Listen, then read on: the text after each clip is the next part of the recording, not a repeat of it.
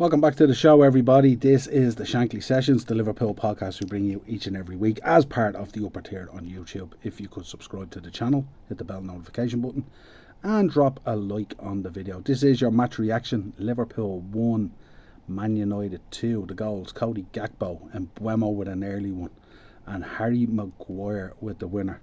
Has that dirty kind of feels of the game last season at Anfield, doesn't it, as well, when Maguire had that huge chance to win it and he missed it. But really, again, another frustrating performance as a fan. And, I said I want to take time before I react to this because I seen online people were just losing their absolute shit. And obviously it's magnified as well because it's Man United, our rivals and stuff like that as well. And I did say on the preview, I said that Man United are coming into this game in a good vein of form. You know what I mean? They beat Sunderland and bet them well, And they've had a lot of really good news off the pitch as well. Talk of a takeover, proceeding with the new stadium, various different things like that. A lot of very positive talk coming out of Man United, which again can show itself on the pitch. I thought first half yesterday, I thought we were shocking. I looked at the lineup and I said I couldn't believe that the lineup was what it was, that we had gone with an unchanged lineup from the Chelsea game, even though Chelsea at times just played us off the pitch. I still feel there's problems there in terms of personnel and in terms of setup. And I said it to Darren again on Thursday, not to reiterate the point as well. I don't think we're setting up for players to be at their best. Now, the one thing that Slot comes out and says, and I understand it as well, to a point, but there's two sides to the argument. He talks about if we take our chances. But what about if Man United take their chances? What about if Crystal Palace take their chances? What about if Galatasaray and Chelsea take their chances? So, it's not like we were the only team creating chances. And matter of fact, in that first half, we could have shipped three goals, really. And I think that's a sad indictment on us as well. That first goal, I think, is unforgivable, really. Yes, you can argue that the ref should blow up. It was a head injury and he didn't. But you should always play to the whistle. We teach that at 8-year-old, 10-year-old levels. Always play to the referee's whistle. The other thing that irks me an awful lot, and I've seen it coming in recently as well, see this Van Dijk pointing to other players where he thinks they should be instead of taking responsibility himself. So he got done by Mbeumo yesterday and he tried to shift it onto fucking Kanate. And that really kind of disgusted me. I don't like to see that, but really poor. But it's just really frustrating when you see that these boys, that there's a quality in there. We can see at times in the game, the times that when we opened up United that time for Cody's first chance where he put it off the post, the other times when we played Isaac through and stuff like that, the quality is there. There's just not a consistency in it, and at times we're just picking the wrong pass or picking the wrong moment in terms of doing things and stuff like that. A lot of people are coming out, did we make too many signings? I don't think we did. I think we need to just bed them in, and I think we need to give them a bit of time. But we need to put players in positions to give them a run in the team. But not only a run in the team, but put them in the best position for their skill set. And I think that's where we fall down as well. I think maybe the amount of players we signed, plus ripping up the blueprint and going to playing with a 10, might have been a step too much all at once. But again, you could have reverted back yesterday, go into the natural 4-3-3 that we're used to. At times we played in that kind of thing. I think this two-man midfield with McAllister and Gravenberch there, I don't think really works. I think there's an issue there with Kerkez. I think Kerkez is kind of a wing back than he is a full back and stuff like that. And I think at times, again, you can see in the lad, he's trying so hard to impress and do everything he can for the team. So there's no lack of energy.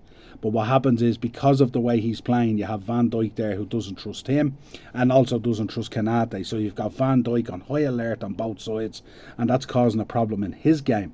And funny enough, yesterday was probably one of Kanate's best games of the season.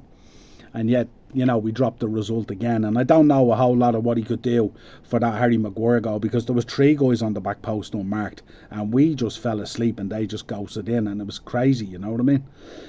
But really frustrating. And again, it's heightened because it's Man United now going back to back. And obviously, breaking that nearly a decade of not winning at Anfield and stuff like that, And that's something we should sit up really sit up and take notice about. If there was ever a game that was going to trigger us like the Forest game last season, I think this Man United game has to be that game. Massive game away now at Frankfurt on Wednesday, and then a huge game on Saturday evening away to Brentford, which is a game we have to win. We have to win, because the issue that we have at the moment, although the gap is 4 points, Arsenal looking really, really good. The game against Newcastle, the game against Fulham shows that they've matured as a team and that they are ready to push on and potentially win a title. Man City as well, very under the radar, but looking really, really good again. Haaland, an absolute monster in front of goal. And we're just struggling at the moment, creating chances but not taking them. But we're coughing up a lot of chances as well, and that needs to be changed.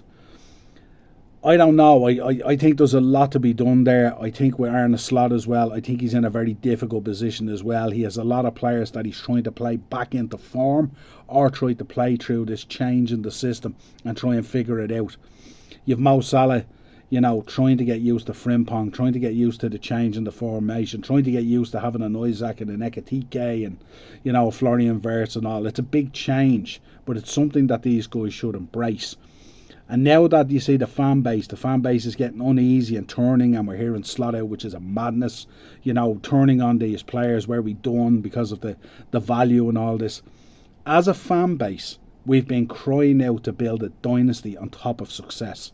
This is the one thing we said during the Klopp era, that this is what we didn't do. We would go and win a big trophy or a major trophy, and then we would stick with what we have, ring out the tail, and not build on success.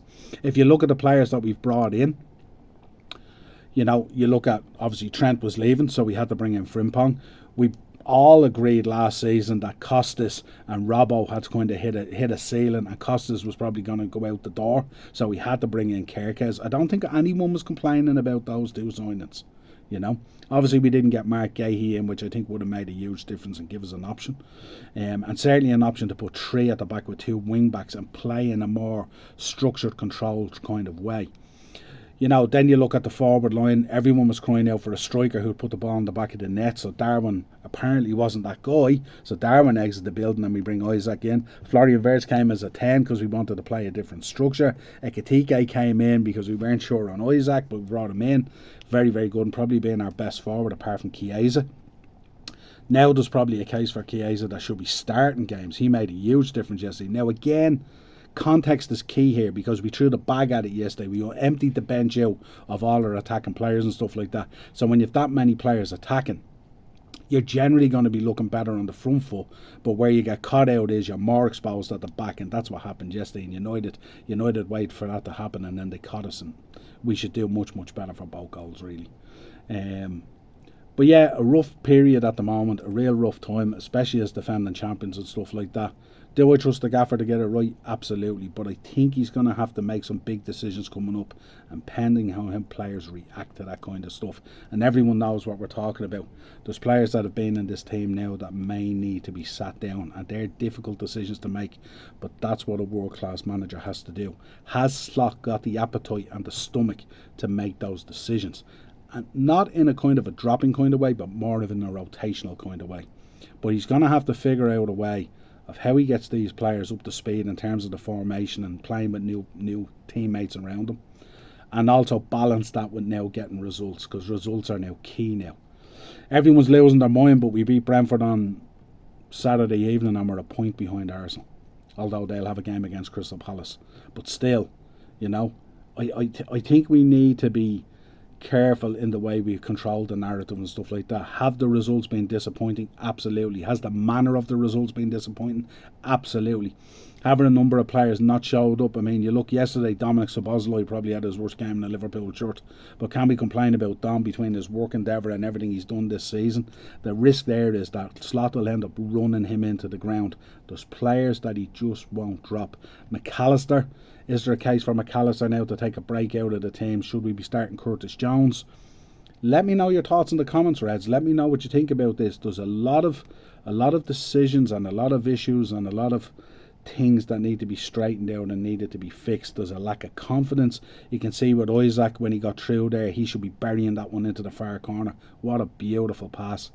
And also the one he took at the edge of the box where he kind of stumped into the ground as well. Normally he'd flash that into the far corner and stuff like that as well. There is a massive lack of confidence there at the moment. We've had players come in, and we did say in the preview that putting on that shirt and that cauldron at Anfield against a Man United side. And listen, this is a Man United side that we've been talking about. 4 weeks ago we were talking about Amarin getting the sack and potentially Gareth Southgate coming in, and that they were all over the place, and that Bruno and Casemiro in midfield was a problem and all these kind of things. You know, now we're seeing a Man United side that's starting to look like something in the vein of Ruben Amarin.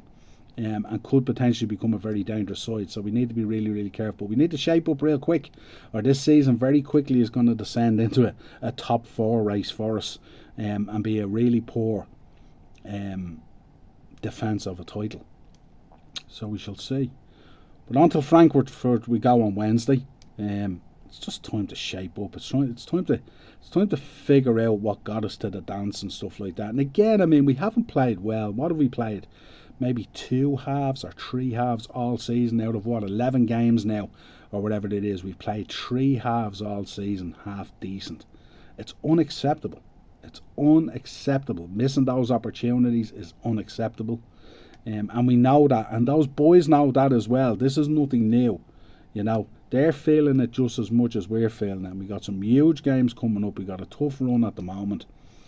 Arsenal really looking like they're on it at the moment. They look like that they've a goal in mind and they're laser focused. And we're looking at times like we're coasting it. And it's not good. It's not good at the moment. It's not pleasing on the eye. It's poor, and a lot more needs to be done. If you could, folks, subscribe to the channel, hit the bell notification button, and drop a like on the video. Liverpool 1, Man United 2. Poor day at the office against our rivals. Bragging rights goes up the road to Man United for the next few months. No doubt they will come hot and hard at us. We have to be ready as players and as a fan base and all to shoulder that, see this through, and come out the other side much better. Subscribe to the channel, hit the bell notification button, and drop a like on the video. I'll be back tonight at 9 o'clock with the Monday mashup with Mark. We'll go in depth on it. We'll get Marky's thoughts on it as well, plus all the other results. Talk to you real soon, Reds.